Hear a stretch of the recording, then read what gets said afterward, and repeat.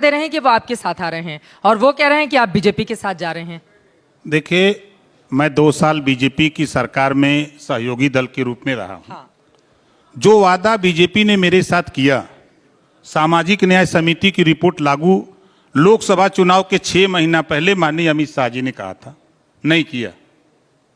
उन्होंने वादा किया था कि एक समान अनिवार्य और फ्री शिक्षा उत्तर प्रदेश में करूंगा, डबल इंजन की सरकार बनवा दो। उन्होंने कहा था घरेलू बिजली का बिल हम माफ करेंगे, डबल इंजन की सरकार बनवा दो। उन्होंने वादा किया था कि हम सबका साथ सबका विकास की बात करेंगे, लेकिन सरकार बन गई।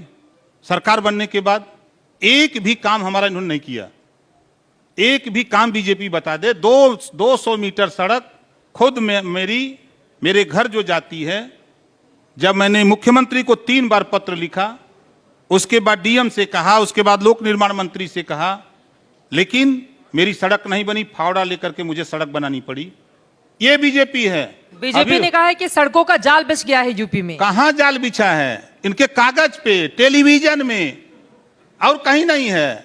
इनके जितने काम मिलेंगे, हम तो चुनौती देता हूं बीजेपी का कोई नेता हो, एक गांव वो चिन्हित कर ले उत्तर प्रदेश में, ये बड़ा ढिढोरा इनके सीएम भी पीटते हैं, पीएम भी पीटते हैं और मंत्री भी पीटते हैं। एक गांव चिन्हित कर ले, चले मेरे साथ, वो चिन्हित करें। 100 शौचालय जो बताते हैं, 100 शौचालय चिन्हित कर लें। उन शौचालय में 90 शौचालय या तो दरवाजा नहीं है, या तो छत नहीं है, या तो सीट नहीं है, या तो उसमें बकरी बैठती है, या तो ऊपर ही रखा हुआ है। यह है भाजपा का काम। धरातल पे चलाइए। तो जब भाजपा इतना बुरा काम कर रही है तो उसके अध्यक्ष से जाकर चुपके चुपके मिलने की क्या जरूरत है? देखिए, मैं फिर कह रहा हूं, भाजपा से चुपके चुपके जो मिलता हूं, चुनाव की अधिसूचना जारी हो जाने दीजिए। 22 मार्च 2022 के पहले जिस दिन शपथ का डेट पड़ेगा, भारतीय जनता पार्टी को बेदखल करके ओम प्रकाश राजभर दिखाएगा। देखिएगा आप, पूरी की पूरी पिछड़े दलित उपेक्षित हैं। 1700 थाने हैं। नहीं, आप सुन लीजिए, 1700 थाने हैं। कहां है? 52% आबादी पिछड़ों के है। हम हिस्सेदारी के लिए लड़ते हैं। भाई ने जो बात कहा सही कह रहे हैं। 1700 थाने हैं, 826 ब्लॉक है, 75 जिले हैं, 18 कमिश्नरी है। कहां है पिछड़े? अभी 69,000 शिक्षक भर्ती में रोज बच्चे मार खा रहे हैं। लखनऊ में कौन पीट रहा है? भारतीय जनता पार्टी की सरकार है। इनके इशारे पर पुलिस पीट रही है। ये जाके घर में, गांव में, ये भी लाठी में तेल लगा के बैठ रहे हैं।